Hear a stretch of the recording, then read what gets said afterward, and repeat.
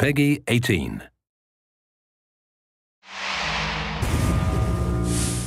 Hi everyone, my name's Alex Hutchinson, Creative Director on Far Cry 4.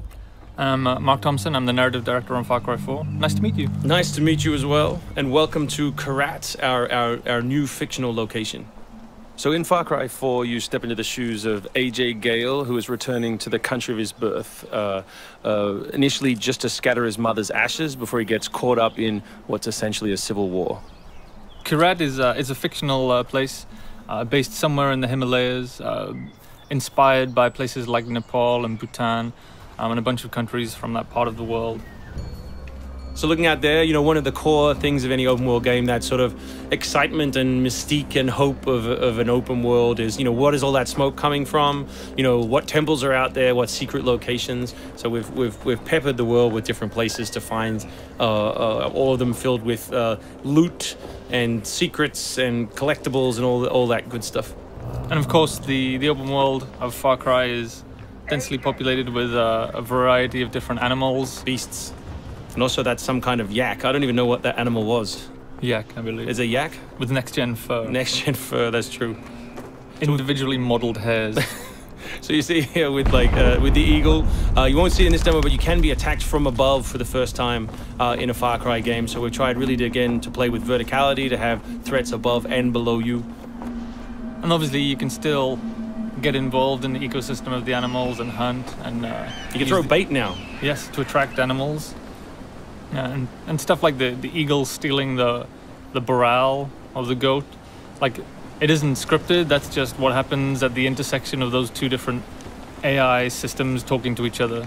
The goal being that every player tells themselves a different story, that they get different surprises, that they have a different story to tell their buddies when they come to work the next day or go back to school or whatever. So there are a bunch of new tools in Far Cry 4, one of which you'll see here is the grapple. We wanted to make something that allowed you to clamber over those annoying cliffs you sometimes came across in Far Cry 3, and something that would also lean into the much more vertical, much more sort of mountainous regions we were building in this game. And that was a pretty simple example, but the level designers get pretty crafty with the setup. We have these areas we're calling adventure zones in the new game, which will take you to places like temples, which you can see from afar, and force you to use the grapple in sort of really interesting and different ways.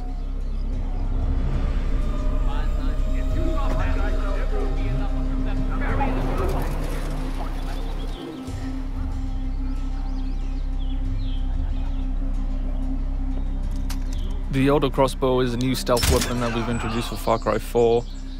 It adds a little more versatility than the bow did in Far Cry 3. Obviously it sacrifices the long range for rapid fire, but it's still a super useful stealth weapon.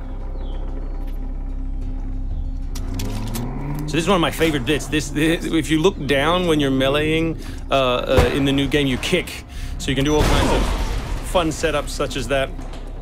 Kicking things is hilarious. I expect people around the world to be kicking rocks, explosive barrels, dead bodies, come November.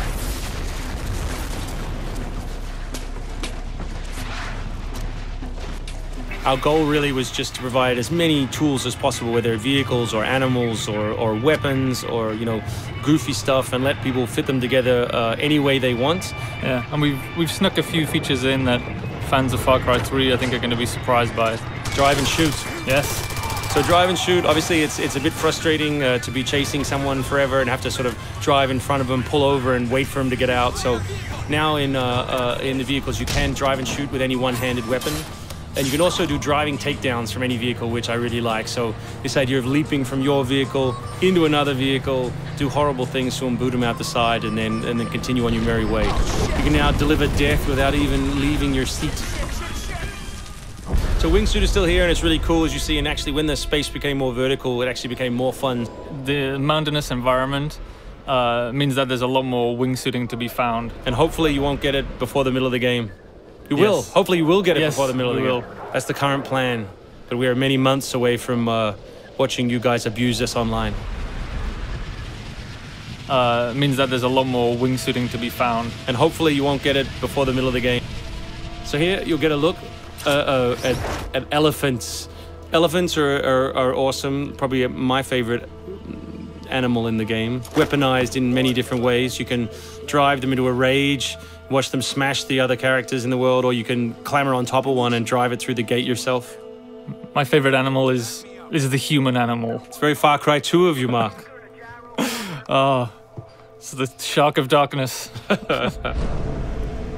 So co-op is a massive part of the new game. It's one of our big ways of opening up the open world and letting you play any way you want. So basically, when you ask your buddy to join, all the solo missions turn off, and you're left with all of the open world toy, the outposts, the fortresses, the towers, all the quests to play any way you want.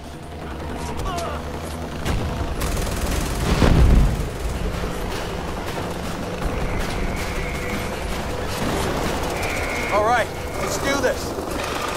What do you think of the Buzzer, Mark, which is a small one-man helicopter? It's very red. No, but it's cool because it gives like this almost like developer perspective on the world. Like you normally, in Far Cry 3, you could never really see an outpost, or you couldn't engage with an outpost from this kind of vantage point, which is really cool. So the outposts from Far Cry 3 were like the template for the fortresses. They're kind of like bigger, better, more badass version of the outpost to more badass. To paraphrase Cliffy B. Badassitude. So imagine charging that vehicle, you know, atop the elephant as opposed to just watching it happen. We spent a lot of money on that feature. Yeah, a lot of money. Perhaps we could have put that in a video. Very expensive.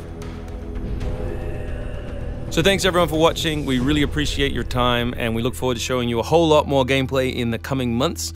The game ships, of course, November 18th worldwide on PS3, PS4, Xbox 360, Xbox One, and PC.